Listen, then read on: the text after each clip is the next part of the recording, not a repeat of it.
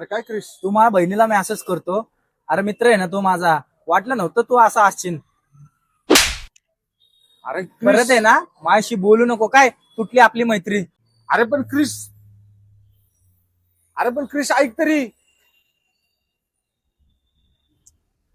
तुला माहितीये का, ते आहे ना फेक आयडी बनवली त्या प्रभूच्या नावाची. त्या कृष्णाच्या बहिणीसोबत 2-3 दिवस झाले चॅटिंग करतोय. अजूनपर्यंत त्याला काहीच घंटा पण माहित नाहीये. माहितीये का तुला? खरंच सर? हा मग. अरे मला वाटलं नव्हतं तू असा असशील. असे मित्र असतात का रे?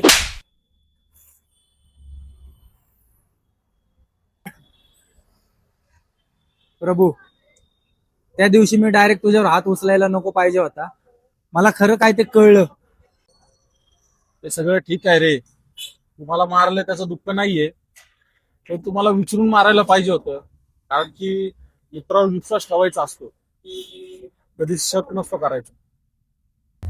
आणि भाऊ, कधी पण कुठल्या पण गोष्टीचा जर तुला गैरसमज झाला तर पहिलं त्या मित्राला जाऊन विचारायचं की ही गोष्ट खरी आहे का खोटी आहे. तुझा लगेचच गैरसमज सगळा दूर होऊन जाईल. आणि मग दुनियाकडे बघायचं. आणि पहिला विश्वास हा आपल्या मित्रावरती ठेवायचा. कारण दुनिया मैत्री तोडायला तयारच असते आणि तमाशा बघायला तयार असते. त्याच्यामुळे पहिलं एकदा विचारून घ्यायचं.